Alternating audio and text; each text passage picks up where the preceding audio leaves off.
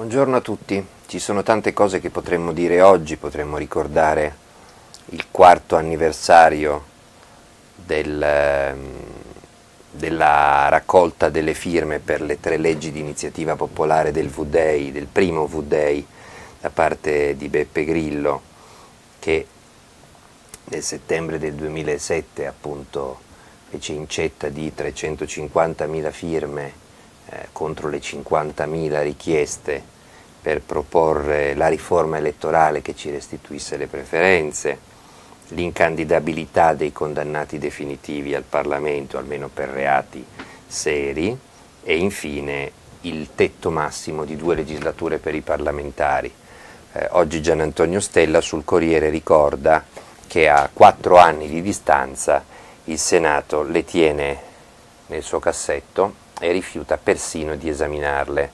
Non è che le ha bocciate, proprio non le ha volute esaminare. Evidentemente quei 350.000 cittadini, tra i quali chi vi parla e molti di voi che ascoltano, sono considerati dei cittadini di serie B, non degni di veder presa in considerazione una legge di iniziativa popolare che è prevista dalla nostra Costituzione, che imporrebbe al Parlamento almeno di discuterle e di votarle le leggi. Non è obbligatorio approvarle, sarebbe obbligatorio discuterle. Nemmeno quelle discutono perché non provengono dalla casta, anzi avrebbero dato una bella sforbiciata alla casta. E fateci caso, sono nel frattempo diventati temi popolarissimi da quando c'è stato quel V-Day, il V-Day che fu seguito da polemiche incredibili perché importanti giornali di destra e di sinistra scrissero che era nato un nuovo autoritarismo, che Grillo era una specie di Bin Laden all'italiana, forse un emulo del fascismo, forse voleva fare la marcia su Roma, forse voleva radunare le camicie nere. Bene, quei temi del nuovo Bin Laden sono sensibilissimi oggi nel sentire comune dell'opinione pubblica. I condannati in Parlamento, gli eterni in Parlamento e i nominati in Parlamento. Se ci fosse ricambio, se ci fosse la possibilità di scegliere i parlamentari e se ci fosse la possibilità di mandarli a casa almeno quando hanno pendenze penali definitive, bene, probabilmente il Parlamento non sarebbe così sputtanato e probabilmente il Parlamento, se non fosse così sputtanato e da questi formato, esaminerebbe anche le proposte che vengono dalla società civile, soprattutto se supportate da 350.000 firme. Perché ricordo questa proposta, queste 3 proposte di legge di iniziativa popolare? Perché nella stessa direzione va il referendum per il quale si stanno raccogliendo le firme. Troverete ben pochi partiti che raccolgono le firme, naturalmente.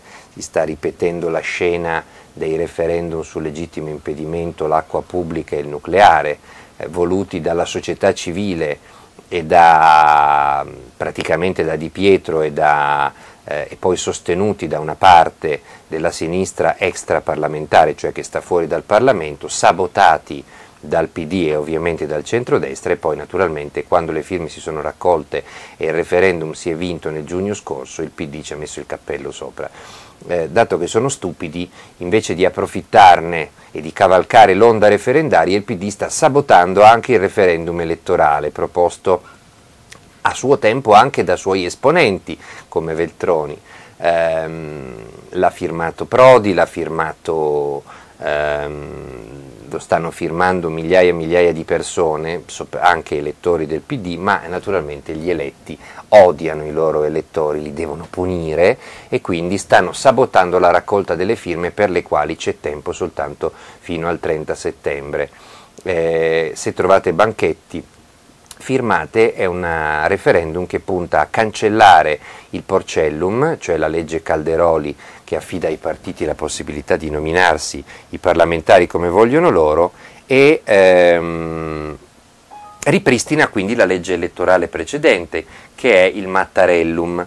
Il Mattarellum è quello che a parte 1/4 di quota proporzionale, per il resto faceva del nostro Parlamento un Parlamento eletto dai cittadini in collegi uninominali. Si può discutere finché si vuole sul sistema uninominale, ma almeno in ogni collegio gli elettori potevano scegliere fra un candidato, fra vari candidati. Di solito erano due, ma se c'erano terzi poli magari c'era pure un terzo candidato, e c'è sempre la possibilità che anche l'outsider, se è prestigioso, se è rispettabile, batta il candidato tradizionale della destra o della sinistra. Sicuramente c'era possibilità di scelta, sia pure fra i candidati naturalmente proposti dai vari schieramenti, ma nessuno impediva la nascita di altri schieramenti che proponessero altri candidati. Eravamo noi a segnare sulla scheda il nome dell'uno o dell'altro.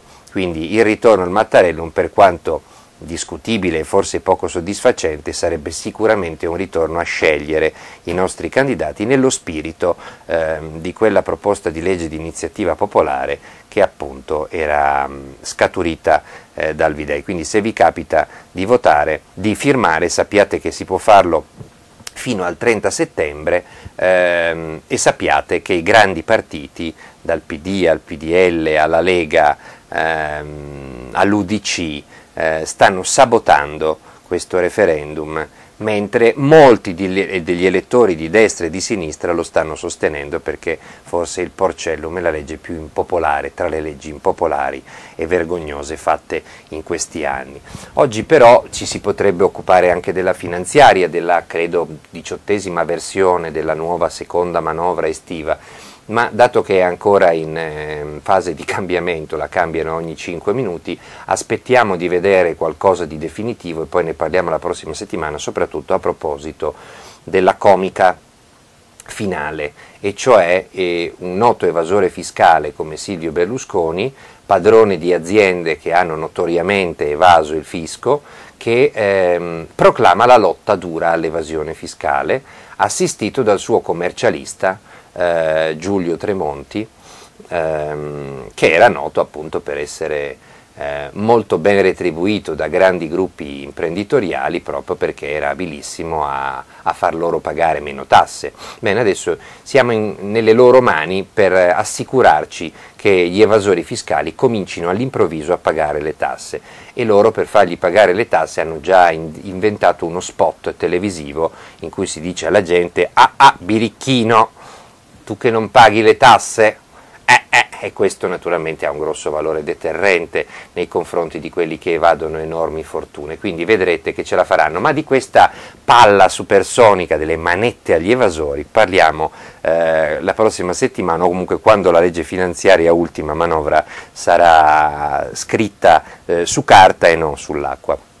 Oggi vorrei occuparmi invece di un particolare che potrebbe sembrare marginale o locale, che invece è molto importante, perché più si avvicinano le elezioni del 2013 o addirittura quelle anticipate, se saranno al 2012, è evidente che molti candidati del centro-sinistra si fronteggeranno alle primarie. Il centrodestra, Alfano ci ha già detto che il candidato è Berlusconi, ma d'altra parte soltanto i deficienti avevano potuto pensare che Berlusconi passasse la mano. Berlusconi non passerà mai la mano, perché appena lascia la politica finisce in galera, quindi lo sapevamo, non siamo sorpresi dal fatto che Alfano abbia candidato Berlusconi, cioè praticamente Berlusconi ha candidato se stesso. Dall'altra parte naturalmente grande pollaio, grande assembramento, ci sono anche banchieri, manager, imprenditori, prenditori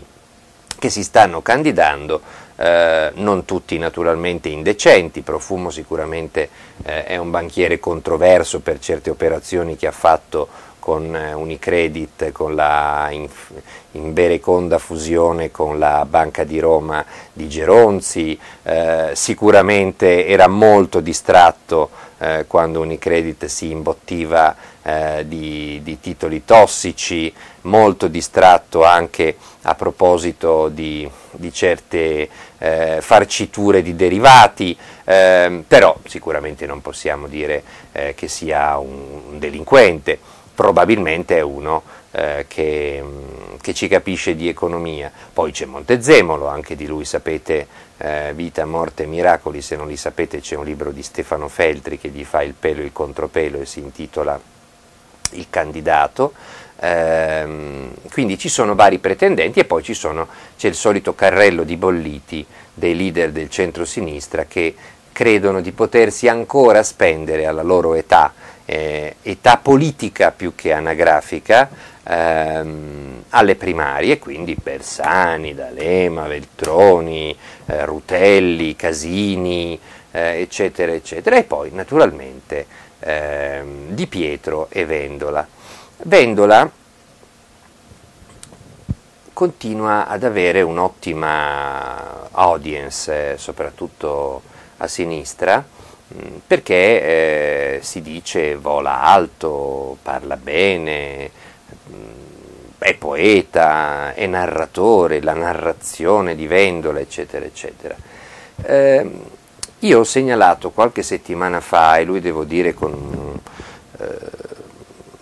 encomiabile rapidità ha risposto, anche se poi sul merito delle risposte vedremo dopo, ho segnalato alcune cose che non vanno, non nella sua poesia, nella sua narrazione, ma nella sua amministrazione, perché bisogna anche abituarsi a ricordare che la politica, per chi fa vita di partito e chi fa il leader di partito, può essere belle parole, belle promesse, scaldare i cuori, far sognare la gente, per carità, ci vuole anche quello, mica possiamo ridurla a una cosa di ragionieri.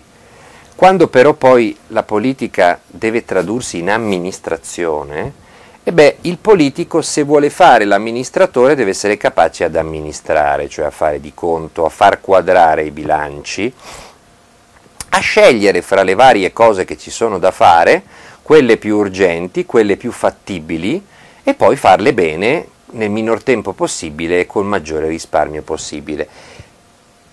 Preferibilmente scegliendosi i collaboratori migliori. Mentre sul lato del leader politico Vendola ha sicuramente da insegnare molto ad altri, sul lato dell'amministrazione credo che abbia molto da imparare. E vista la sua non più tenera età, Vendola è in politica da più di 30 anni, c'è da spaventarsi all'idea che possa un giorno assumere responsabilità amministrative ancora più importanti di quelle che già riveste oggi. Oggi governa una regione importante come la Puglia, che è la regione più prospera del sud Italia, è una delle regioni più prospere d'Italia. In futuro, se dovesse vincere le primarie e poi le elezioni, cosa che gli è già capitata alle elezioni regionali 2 volte, vince le primarie e poi vince le elezioni contro il centrodestra, dovrebbe governare addirittura un paese, secondo alcuni ingovernabile, secondo altri molto difficile, come l'Italia. È attrezzato, è adatto per l'amministrazione o è meglio che si dedichi soltanto alla narrazione o alla poesia, cioè alla leadership di partito o di coalizione, lasciando che un altro, un tecnico, vada a governare l'amministrazione? Lascio naturalmente a voi la decisione, ma appunto voglio darvi alcuni elementi che nascono da ciò che so, da ciò che ho accertato in un mio lavoro di indagine, che poi non è stato particolarmente difficile, devo dire, a proposito di quello che è successo in Puglia. Non vi sto a tediare sulla mala sanità in Puglia, perché ne abbiamo già parlato più volte a proposito del caso di Alberto Tedesco, e poi del caso di Frisullo, e poi del caso di Tarantini, anche se comunque sono tutti temi sempre molto attuali, perché sapete benissimo che Vendola aveva nella sua prima giunta un vicepresidente, Frisullo, che andava a prostitute pagate da Tarantini e in cambio favoriva Tarantini nel settore della sanità regionale, e per questo è stato arrestato e adesso verrà processato per corruzione, e l'assessore alla sanità regionale Alberto Tedesco, che avendo anche lui delle aziende fornitrici della sanità regionale come Tarantini, non aveva bisogno di chiedere a qualcuno di favorirle perché le favoriva lui personalmente, essendo assessore regionale alla sanità in totale conflitto di interessi. Di questo abbiamo parlato, lui non l'hanno arrestato perché si è rifugiato in Parlamento grazie al PD, il Parlamento ha bocciato l'autorizzazione al suo arresto e quindi nonostante che lui abbia chiesto di darle l'autorizzazione al suo arresto, cioè ha chiesto arrestatemi, il Senato ha negato il permesso ad arrestarlo. Potrebbe dimettersi da senatore così lo arresterebbero subito, ma naturalmente non si può chiedere al tacchino di autoinvitarsi al pranzo di Natale e quindi resta in Parlamento come alternativa alla latitanza. Bene, e questa è la mala sanità regionale che in parte Vendola si è trovato e in parte ha contribuito ad alimentare con queste scelte sciagurate di collaboratori totalmente incompatibili e inadatti. A suo onore va detto che quando si è scoperto lo scandalo Frisullo e lo scandalo Tedesco, Vendola ha sciolto la giunta e ne ha fatta un'altra. Avrebbe dovuto sciogliere se stesso, secondo alcuni, perché quegli uomini lì li aveva scelti lui, e va bene, anche lì non si può pretendere che il tacchino si autoinviti al pranzo di Natale. Vendola ha sciolto gli altri che aveva scelto lui. Sciolto gli altri che aveva scelto lui, è un divertente giochino di parole, un divertente scioglilingua che però riassume bene la realtà di quello che è successo in questi mesi. Parliamo invece di un'altra questione che però è sempre attinente. La sanità. Si chiama Ospedale del Mediterraneo, San Raffaele del Mediterraneo, detto anche San Raffaele del Sud. È un progetto faraonico, varato dalla giunta Vendola, per costruire un mega ospedale a Taranto al posto dei due che ci sono oggi e che sono ritenuti vecchi e inservibili. Chi lo fa, questo ospedale? Il San Raffaele, cioè una struttura privata che fa capo, come sappiamo, a Don Verzé e ad altri personaggi, tutti molto vicini a Silvio Berlusconi, tant'è che secondo alcuni Berlusconi sarebbe direttamente o indirettamente socio di Don Verzé e da parecchio tempo. Privato, dunque, privato all'italiana naturalmente, nel senso che il privato nella sanità in Italia becca soldi pubblici che poi finiscono nelle tasche del privato, questo è il privato all'italiana. Nessun rischio, i rischi li corre il pubblico, gli utili se li intasca il privato, questo è il libero mercato all'italiana. San Raffaele, investimento della regione, soldi pubblici, 200 milioni di euro per un ospedale che sarebbe realizzato ovviamente dal San Raffaele, cioè i soldi verranno dati al San Raffaele per fare questo ospedale. La gestione inizialmente sarebbe anch'essa del San Raffaele e poi si dovrebbe vedere. Questo in estrema sintesi il progetto. Vendola sostiene: investiremo 200 milioni di euro nel più grande ospedale pubblico del Mediterraneo, il San Raffaele del Sud, l'opera che Taranto merita. Hanno già anticipato 60 milioni, la Regione Puglia, al San Raffaele, e altri 140-150 sono in arrivo nei prossimi mesi, sempre a carico dei contribuenti pugliesi. Il problema qual è? È che il San Raffaele sta fallendo. Si parla di 1,5 miliardi di buco, di debiti, patrimonio netto precipitato sotto zero, commissariamento di fatto nelle mani di Enrico Bondi, quello che ha commissariato e risanato la Parmalat dopo il passaggio di Tanzi. C'è un piano di salvataggio in cui è coinvolto anche il Vaticano, che ha di fatto esautorato Don Verzé per non lasciargli mettere più le mani sui soldi del San Raffaele, visto l'uso incredibile e spericolato che ne faceva.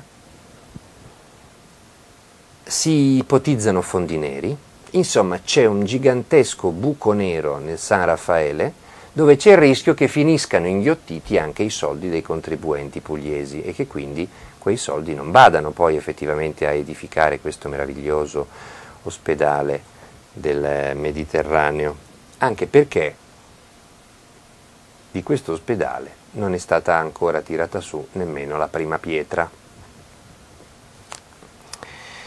L'anno scorso, presentando a Milano il progetto di questo mirabolante ospedale, di fianco al prete affarista, Don Verzé è stato scaricato dal Vaticano a metà degli anni 60, quando c'era ancora Papa Giovanni, scaricato dal Vaticano. Guardate che quando il Vaticano scarica qualcuno, insomma, qualche motivo ce l'avrà, perché non è che è frequentissimo che il Vaticano scarichi dei preti di quell'importanza poi.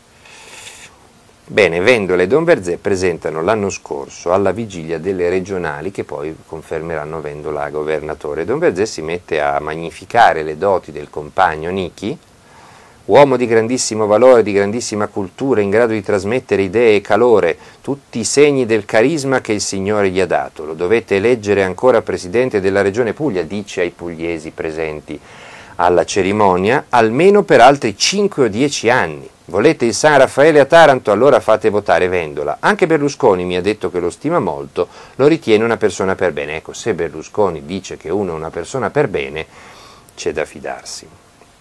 E poi, io credo alla santità dell'uomo e sia Berlusconi sia Vendola possiedono un fondo di santità, dice ancora Don Verzé con l'assegno in arrivo. Se i pugliesi non saranno così illuminati da rieleggere Vendola, allora io lo nominerò comunque presidente del San Raffaele del Mediterraneo. Ecco, quindi se non farà il governatore, farà il presidente dell'ospedale che ha deciso lui. Un bel quadretto dal quale forse uno, soprattutto se ci tiene a stabilire le distanze dal berlusconismo, avrebbe dovuto un po' prendere le distanze, invece Vendola era tutto contento. E grazie a quella benedizione, anche grazie a quella benedizione, naturalmente, ha rassicurato quei poteri forti che sicuramente non si sono sentiti ostile il nuovo presidente o il rinnovato presidente della regione. Del resto anche il gruppo Marcegaglia in Puglia si trova benissimo, avendo praticamente il monopolio di tutto il ciclo dei rifiuti, discariche e inceneritori simpaticamente ribattezzati termovalorizzatori. La Fondazione San Raffaele del Mediterraneo nasce appunto in Puglia da una costola della San Raffaele centrale per dar vita a questo meraviglioso ospedale e il presidente, questa è la storia divertente, è già cambiato nel giro di poche settimane. Perché? Perché l'assessore di Vendola, l'assessore al bilancio Michele Pelillo, cioè l'assessore che finanzia istituzionalmente l'ospedale con i soldi pubblici, aveva avuto la bella idea di mettere a presiedere la fondazione un suo socio di studio legale, l'avvocato Paolo Ciaccia, che appena si è scoperto chi era, cioè il suo conflitto di interessi con l'assessore, ha dovuto immediatamente dimettersi. Perché? Perché se fai l'assessore e finanzi un'opera pubblica non puoi mettere a presiedere il tuo socio di studio. E questo purtroppo è un replay del caso Tedesco, che fu nominato in palese conflitto di interessi, che non si è scoperto dopo, si sapeva già prima, e questo, devo dire, depone a sfavore del fiuto di Vendola, che evidentemente non riesce proprio a vederli i conflitti di interessi, li vede semmai quando scoppiano gli scandali e glieli fanno notare i giornali o i magistrati, come nel caso di Tedesco. A questo punto uno dice: ma oggi la Puglia, soprattutto Taranto, ha un turismo sanitario molto, molto intenso, nel senso che molti malati sono costretti ad emigrare in altre regioni per farsi curare, perché mancano i posti letto in Puglia e verranno tagliati nei prossimi anni i posti letto in Puglia sempre di più.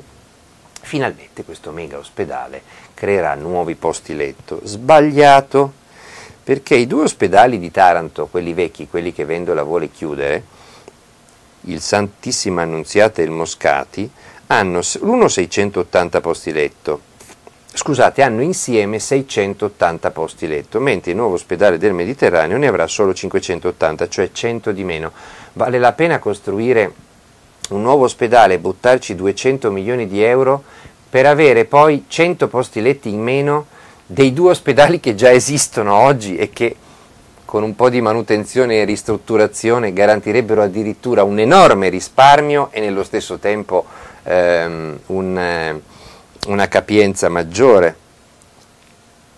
Queste ed altre sono le domande che avevamo fatto. Vendola ci ha risposto, è stato molto gentile, un po' vago, devo dire.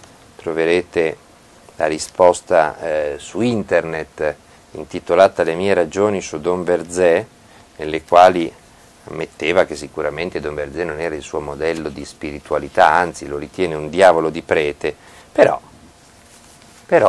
mette la regione in affari con il San Raffaele di Don Verzé. L'altro giorno Sandra Murri del Fatto Quotidiano ha intervistato Nichi Vendola, che si aggirava per una festa della sinistra e ribadiva la sua candidatura a leader di tutto il centro-sinistra e gli faceva giustamente le domande sul caso tedesco e su Don Verzé. Allora Vendola ricominciava: stiamo parlando di una delle più belle città del Mediterraneo, Taranto, ma anche delle più avvelenate, che convive con il più alto tasso di incidenza tumorale anche infantile. Ho fatto un sogno, non assistere alla posa della prima pietra di un grande polo della salute dall'oltretomba, ma vedere il taglio del nastro da vivo, cioè fare in fretta. Mi stanno a cuore gli ammalati di tumore e i bambini di Taranto costretti al turismo sanitario al nord. Con la trafila ordinaria ci avremmo messo 20 anni, così invece si poteva sperare di riuscirci in 5. Già, perché non è stata bandita nessuna gara per un'opera di 200 milioni di euro, non è stata fatta nessuna gara, è stato dato un affidamento diretto così brevi manu, come si fa con gli amichetti, come si faceva nella Prima Repubblica. Invece di fare una gara europea per scegliere il meglio, Vendola decide che quello è il meglio, che il San Raffaele è il meglio. Uno dice, vabbè, ma magari 2 anni fa, quando è stata presa la decisione, quello era effettivamente il meglio. Può darsi, ma adesso con quel mega buco di 1,5 miliardi del San Raffaele, davvero si può buttare nella fornace tutti quei soldi senza un ripensamento? È ancora il meglio? Vendola ci ha risposto: se il San Raffaele fallisce ci cercheremo un altro partner. Bella scoperta, certo che se il partner sparisce te ne cerchi un altro, è un po' come Messier de la Palisse, no? Che un quarto d'ora prima di morire era ancora vivo. Che risposta è? Con la trafila ordinaria ci avremmo messo 20 anni, così invece si poteva sperare di riuscire in 5. Ho scelto quello che nel 2005, secondo l'Organizzazione Mondiale della Sanità, ma ancora oggi era il primo istituto di ricerca in Italia, il San Raffaele. Domanda: ma lei lo sa che Don Verzé è amico di Berlusconi? Risposta: vuole una risposta brutale? Non me ne frega nulla. Ah, viva la faccia, anzi lo considero perfino positivo. Se dopo una scelta che io ho fatto su base assolutamente tecnica, Berlusconi avesse sbloccato più volentieri i fondi. Cioè, se Berlusconi sblocca i fondi perché Don Verzé è amico suo, allora Vendola va bene. Ma è così che si fa politica. Resta la chiarezza di base, una convenzione pubblico-privata in cui il pubblico detta le regole, le tariffe, controlla e mantiene la proprietà e mette i soldi e l'altro incassa gli utili. Cosa succede dopo il crack del San Raffaele? Chiede la giornalista. O questa fondazione con il San Raffaele o un'altra, se dovesse fallire, dovrà sempre bandire una gara europea per i 150 milioni di euro stanziati per il progetto. In entrambi i casi non un euro dei 250 milioni programmati va sprecato, quindi i milioni sono già diventati 250. Quindi se il partner fallisce se ne cercherà un altro. Ecco, io penso che, dato che in questi giorni ci saranno notizie sul San Raffaele a Milano, sul buco del San Raffaele a Milano, la procura ha dato poco tempo per il salvataggio, prima di passare tutte le carte e avviare la procedura fallimentare, che sembrerebbe piuttosto probabile. ci vuole altro che la risposta, se quello fallisce ne trovo un altro, e soprattutto bisogna spiegare che differenza c'è tra Berlusconi e i suoi imprenditori di riferimento del suo harem e questo strano modo tutto informale, tutto diretto, tutto in fretta, no? Che Vendola non solo pratica ma anzi rivendica con quel non me ne frega niente, eccetera, eccetera.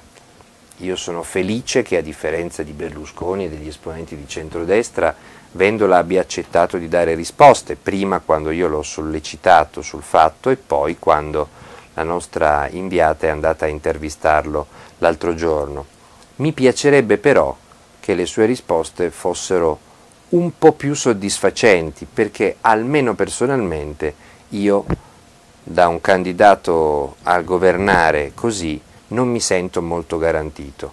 Non so voi, passate parola.